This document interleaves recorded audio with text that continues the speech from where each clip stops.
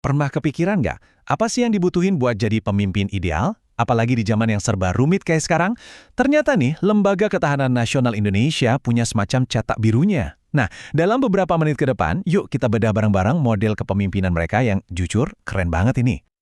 Oke, jadi alurnya begini. Kita mulai dari masalah utamanya, tantangan bangsa kita.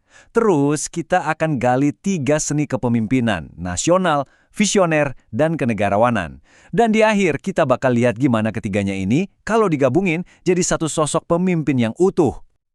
Sip, kita mulai dari bagian pertama, bangsa di persimpangan jalan. Anggap aja ini sebagai fondasi dari semua obrolan kita hari ini ya. Coba deh kita renungin bareng. Di dunia yang makin kompleks, makin beragam ini, apa sih yang sebenarnya bisa bikin satu bangsa itu tetap nyatu? Apa perekatnya? Nah, menurut studi ini, ancaman paling gedenya itu disintegrasi, perpecahan. Dan ini bukan lagi masalah sepele loh, tapi masalah yang rumit berlapis-lapis yang bisa-bisa mengancam keutuhan kita sebagai zoon politikon, ya, sebagai makhluk sosial yang pada dasarnya harus hidup bareng.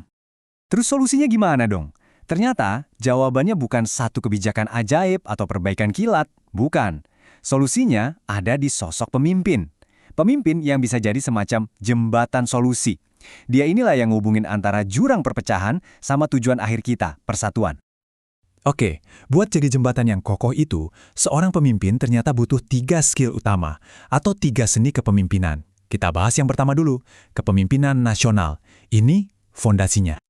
Bayangin deh, ini tuh benar-benar kayak fondasi rumah. Bukan cuma konsep di atas kertas, tapi pilar-pilar yang nyata, yang nahan beban negara. Kalau fondasinya goyang, ya udah, semuanya bisa ambruk. Terus pilar-pilarnya apa aja? Ada 5 nih. Pertama, jelas, moral dan etika. Itu dasarnya. Terus, integritas. Apa yang diomongin sama yang dilakuin harus sama. Ketiga, karakter bangsa yang kuat.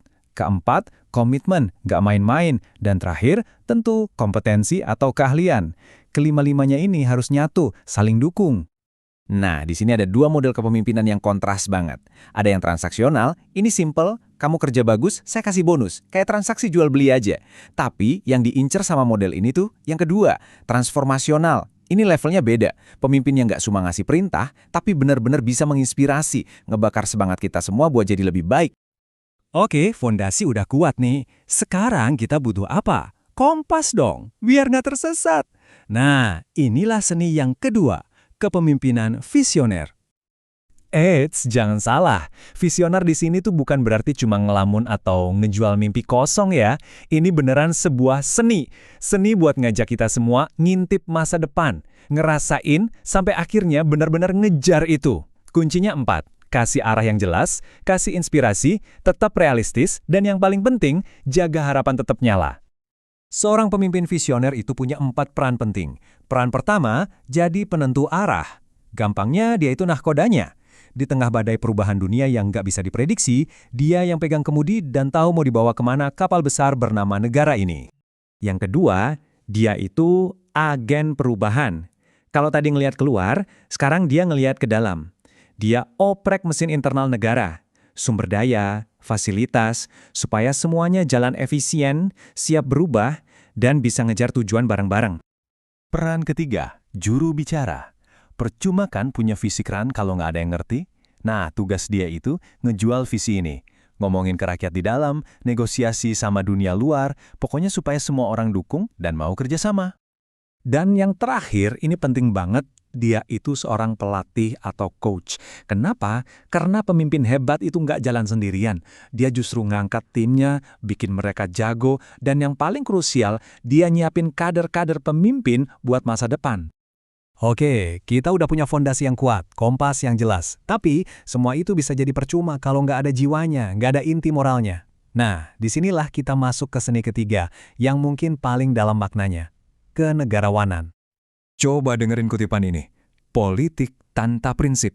Wah, dalam banget. Ini disebut sebagai salah satu dari 7 dosa sosial yang wajib dihindari seorang negarawan.